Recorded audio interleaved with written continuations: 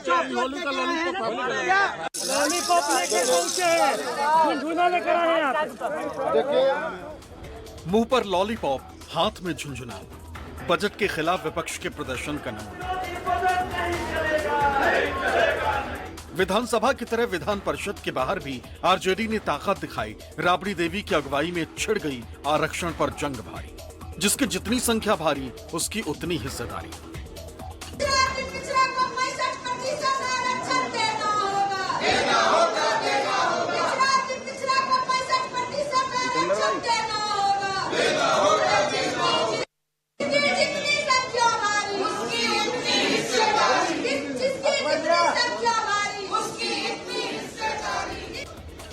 वामपंथी दलों ने भी बजट को झांसा बताया, रोजी रोटी का सवाल उछाला। सदन के बाहर की तपिश अंदर भी दिखी। सत्ता पक्ष ने जंगल राज का राग दोहराया तो तेजस्वी ने भी 2005 के बाद वाले बिहार का कच्चा चिट्ठा खोल दिया। हम लोग तो 24 नवंबर 2005 को यहाँ पर आए। अब उस समय क्या, अब उसके बाद से जो सरकार में आने का मौका मिला है, अब उसके बारे में हम जरा कहना चाहते हैं कि जब हम लोग आए थे उस समय, तो उस समय की स्थिति क्या थी। याद है ना पहले क्या स्थिति थी? शाम में कोई घर से बाहर नहीं निकलता था। अरे सब बच्चे हो, क्या पता है आप लोगों का? कुछ पता है? जरा प्रेस वाले से पूछ लो। शाम के बाद में आई बच्चा है, इसका क्या जन्म हुआ था? हिंदू मुस्लिम का झगड़ा कितना होता था? वोट लोग लेते थे, लेकिन हिंदू मुस्लिम का झगड़ा कितना होता था? और मुसलमानों को कुछ होता था तो उसको बचाने का कोई उपाय करते थे। ये जब हम आए उसी समय की स्थिति आपको हम बता देते, और उसके बाद हम लोगों ने सब काम किया, हम आगे बता देंगे। एक बरसात में सैकड़ों पुल गिर जाना, एक ही मेगा पुल 3-3 बार गिर जाना, बालिका गृह कांड हो जाना, सृजन घोटाला हो जाना, पलायन नंबर 1 बिहार, महंगाई की महामारी, स्मार्ट बिजली मीटर उर्फ चीटर मीटर का उलटफेर बिजली का बिल, सबसे महंगा बिहार का बिल बिजली का, चूहा 800 करोड़ का बांध खा जाता है, चूहे ने 9 लाख लीटर दारू पी जाता है, बिहार में चूहों की बहार है क्योंकि मुख्यमंत्री नीतीश कुमार है। 100 से अधिक घोटाले, जिसमें 40 घोटाले तो प्रधानमंत्री जी पढ़े मुख्यमंत्री जी के लिए। 2005 को बीते तो बहुत वर्ष हो गए। प्रति व्यक्ति आय देश में सबसे कम बिहार का। आज 2025 मार्च 4 तारीख के दिन प्रति व्यक्ति निवेश सबसे कम बिहार में। आज 2025 मार्च 4 तारीख के दिन किसानों की देश में सबसे कम आय बिहार में। आज 2025 मार्च 4 तारीख के दिन सबसे अधिक school drop out rate Bihar में। तेजस्वी पर तमतमाए नीतीश कुमार ने यह भी दावा किया कि लालू यादव को मुख्यमंत्री उन्हीं ने ही बनाया था। तुम्हारे पिता को हम ही बनाए थे, वो जब आए थे उस समय नहीं था। ये सब फालतू छोड़ो। अरे थोड़ा जात वाला भी, अरे तुम्हारे जात वाले भी जो जात थे हमको कहते थे काहे के लिए आप कर रहे हैं, तो हमने तो उसी आदमी को बना दिया था, बनवाया था। आई सब कुछ नहीं जानते हो। अब बाद में जब गड़बड़ कर रहे थे, जो पिछड़ा और अति पिछड़ा, आज नहीं, जो हम लोगों के नेता थे कर्पूरी जी वो किए थे, तो वो करना चाहते थे कि अब पिछड़ा अति पिछड़ा का बंद करके खाली पिछड़ा करेंगे। हमने कहा फालतू बात है। अरे अति पिछड़ा है कितना महत्वपूर्ण है, तो हमने उसी समय विरोध किया। और अरे भाई आप जानते हैं ना, 4 साल के बाद हो गया ना 994 में हम अलग हो गए, और बाद में जितना हमने काम किया सब लोगों के साथ। बीते दिनों केंद्र सरकार ने देश भर में 85 केंद्र विद्यालय दिए और 28 जवाहर नवोदय विद्यालय खोले, लेकिन डबल इंजन की सरकार ने बिहार में एक भी नहीं खोलना लायक समझा। बिहार इनका क्राइटेरिया है पर पॉपुलेशन साक्षरता दर कम, फिर भी नहीं दे पाए। एक भी टेक्सटाइल पार्क नहीं दिया, कोई कारखाना नहीं, कोई इंडस्ट्री नहीं। इंदिरा आवास में कटौती, 2 लाख इन्वेस्टमेंट अनाउंस किए थे। 16 एमपी है चंद्रबाबू नायडू के, वो वहां ले जाकर के 2 लाख करोड़ का अनाउंसमेंट करा लिए और हमारे मुख्यमंत्री कुछ नहीं कर पाए, पैरों पे गिर रहे। अभी जो मार्च में भी बजट आया 59,000 करोड़ का, बताओ कहां है, क्या हिसाब है, मिला कि नहीं मिला? इसके बारे में क्यों नहीं बता रहे? हमारा रिजर्वेशन आप लोग खा गए, 65% जो हम लोग बढ़ाए थे। सुप्रीम कोर्ट में मामला चल रहा है, आप नया प्रस्ताव लेके आइए, नया बिल बना करके आइए, 75% कर दीजिए आरक्षण को। हम लोग तुरंत जो है उसको पास करते हैं, केंद्र सरकार तुरंत शेड्यूल 9 में डाल दे, नहीं तो हम समझेंगे कि भाजपा जो है आरक्षण खोर है, आरक्षण चोर है।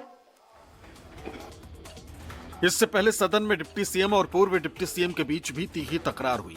सम्राट चौधरी ने आरजेडी को परिवारवादी बताया तो तेजस्वी ने भी पूछ ही लिया कि आखिर पहली बार उन्हें मंत्री किसने बनाया था, और सम्राट चौधरी के पिता ने निशांत के बारे में क्या क्या बोला था।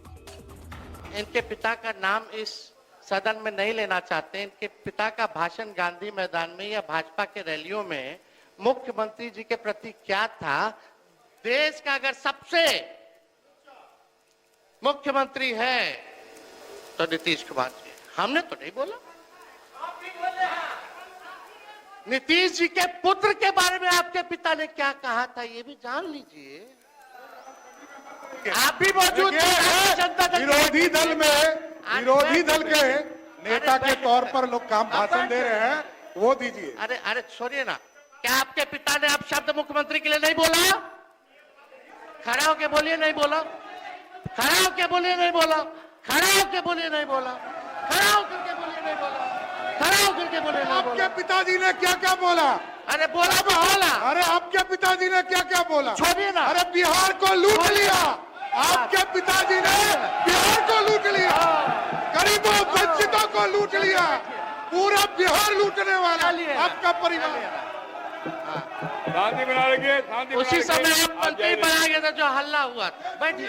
मैं तो जेल में होके आया हूँ, लालू प्रसाद जी ने हमको जेल भी भेजा है, वो दिन भी याद रखता हूँ, समझ गए?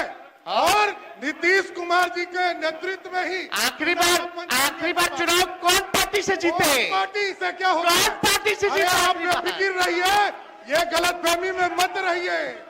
आखिरी बार पार्टी हमारे दल से जीते, उसके बाद हारना ही तय है। आप कोई राजा है क्या? अरे पहले तो यह समझ लिए लोग आप उप मुख्यमंत्री हैं, सही नहीं है। हमने कोई अपशब्द नहीं बोला महोदय। सम्राट चौधरी और तेजस्वी यादव में जारी तीखी नोकझोंक के बीच तेज प्रताप यादव भी सदन में खड़े हो गए, जिस पर सत्ता पक्ष ने ऐतराज जताया और हंगामा थमने के बजाय और तेज हो गया। सौरभ कुमार, पटना, न्यूज़ 24। उधर महाराष्ट्र में मचे सियासी बवाल के बाद समाजवादी पार्टी के विधायक अबू आजमी ने औरंगजेब पर दिया अपना बयान वापस ले लिया है, लेकिन डिप्टी सीएम एकनाथ शिंदे सहित सत्ताधारी महायुति के नेताओं का कहना है कि अबू आजमी देशद्रोही हैं और उनकी विधानसभा की सदस्यता खत्म की जानी चाहिए। हालांकि कांग्रेस का कहना है कि गड़े मुर्दे उखाड़ने से कोई फायदा नहीं है, लेकिन समाजवादी पार्टी का यह दावा है कि अगर महायुति के नेताओं ने इतिहास पढ़ा होता तो वे अबू आजमी के बयान पर बवाल नहीं करते। सब गलत हिस्ट्री दिखाई जा रही है। औरंगजेब रहमतुल्लाह अलैह ने बहुत सारी मंदिरें बनवाई हैं। औरंगजेब क्रूर शासक नहीं बिल्कुल नहीं, बिल्कुल क्रूर शासक नहीं बना। अगर किसी को ऐसा लगता है कि मैंने इस तरह की बातें बोली हैं और जिससे किसी को आहत हो रहा है तो मैं अपने स्टेटमेंट को वापस लेता हूं। लेकिन मैं जानबूझकर मैंने कोई नहीं, जब प्रेस वाले आके सवाल 10 करते हैं उसमें बातें निकल जाती हैं, लेकिन मेरे स्टेटमेंट में इन जो है हिस्टोरिकन के स्टेटमेंट के ऊपर मैंने जो तारीफ किया है, लेकिन मैंने एक लफ्ज भी किसी महापुरुष के खिलाफ, संभाजी महाराज के खिलाफ या छत्रपति शिवाजी महाराज के खिलाफ कहीं नहीं बोला है। मैं बोल भी नहीं सकता हूं। समाजवादी पार्टी के विधायक अबू आजमी ने औरंगजेब को लेकर अपना बयान वापस ले लिया, लेकिन ये सब यूं ही नहीं हुआ। विधानसभा के बाहर महायुति के विधायकों ने जंगी प्रदर्शन किया।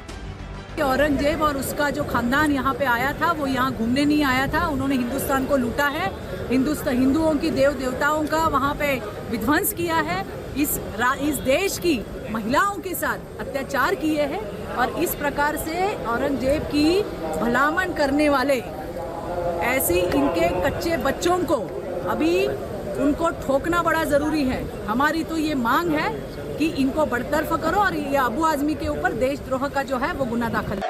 अबू आझमींनी यापूर्वी देखील छत्रपती शिवाजी महाराजांच्या बद्दल अतिशय चुकीचं वक्तव्य केलं होतं आणि म्हणून त्यावेळेस देखील हा वारंवार अबू आझमी छत्रपती शिवाजी महाराज आणि संभाजी महाराजांचा जाणीवपूर्वक अपमान करतो। हा खरं म्हणजे छत्रपती संभाजी महाराजांनी देशासाठी बलिदान केलं, आपला प्राणांचं बलिदान केलं, पण धर्म बदलला नाही। अशा संभाजी महाराजांचा शिवाजी महाराजांचा अपमान करणं म्हणजे हा अबू आझमी देशद्रोही है, देशद्रोही है। अबू आझमी के बयान पर उठा सियासी बवंडर मुंबई से दिल्ली होते हुए यूपी की राजनीति में भी हलचल मचाने लगा, क्योंकि आझमी समाजवादी पार्टी के विधायक है, लिहाजा बीजेपी और उनके सहयोगी दलों के नेता अखिलेश यादव से जवाब तलब करने लगे। हालांकि कांग्रेस ने अबू आझमी के बयान का बचाव नहीं किया, लेकिन बीजेपी के प्रवक्ताओं की पलटन कांग्रेस को भी हिंदू विरोधी बताने लगी। सीएम जो महाराष्ट्र के हैं उनको इतिहास की जानकारी नहीं, और अगर इतिहास की जानकारी होती तो शायद इस तरह का बयान न देते।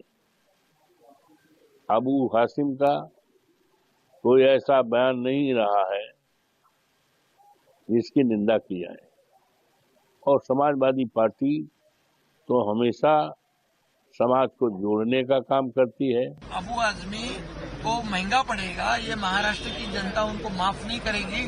छत्रपति शिवाजी महाराज और छत्रपति संभाजी महाराज हमारे देवता है, और जो अन्याय अत्याचार औरंगजेब ने इस महाराष्ट्र की धरती पे किया, माँ बहनों पर अत्याचार। महाराष्ट्र का बच्चा बच्चा जानता है कि जिस तरह से हमारे शिवाजी महाराज को या हम छोटेपन से सुनते आए हैं, फिर हमारे संभाजी महाराज को जिस तरह से उनको मारा गया हाल हाल करके, और औरंगजेब ने क्या कुकर्म किए हैं वो सभी को ज्ञात है, उसके लिए बोलने की जरूरत नहीं। लेकिन मुझे ये लगता है कि जानबूझ के इस तरह से विषय निकालना, जो 300 साल पहले ये घटना घटी है, इसको निकालना और समाज में दूरियां पैदा करना, ये ठीक बात नहीं है। समाजवादी पार्टी के जो भी, चाहे अबू आझमी हो, चाहे उनके श्री अखिलेश यादव जी हो, चाहे उनके अन्य कोई नेता हो, इन सब के अंदर क्रूर मुगल शासक जिसे कहा जाता है, औरंगजेब की आत्मा घुस गई है।